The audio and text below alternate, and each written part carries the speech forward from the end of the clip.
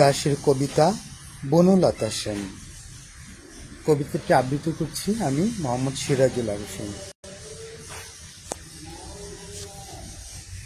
হাজার বছর ধরে আমি পথ হাঁটিতেছি পৃথিবীর পথে।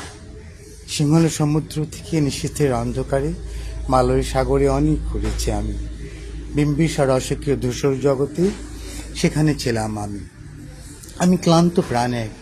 চারিদিকে জীবনের সমুদ্র সফেন, আমার দুদণ্ড শান্তি দিয়েছিল নাটোরের বনলতা সেন। চুলতার কবেকার অন্ধকার বিদিশার নিশা, মুক্তার শ্রাবস্তির কারুকাজ। অতি দূর সমুদ্রের পর হাল ভেঙে চেনাবিক হারাইছে দিশা। সবুজ ঘাসের দেশ যখন সে চোখে দেখে দারুচিনি দ্বীপের ভেতর, তেমনি দেখেছে তারে অন্ধকারে। বলেছে সে এতদিন কোথায় ছিলেন।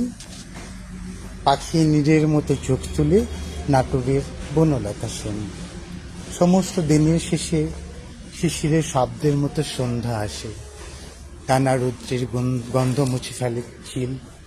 পৃথিবীর সব রং নিভে গেলে পাণ্ডুলিপি করে আয়োজন। তখন গল্পের তরে জোনাকের রঙে সব ঝিলমিল, সব পাখি ঘরে ফেরে। সব নদী ফুরায় জীবনের সব লেনদেন, থাকে শুধু অন্ধকার। মুখোমুখি বসিবার বনলতা সেন।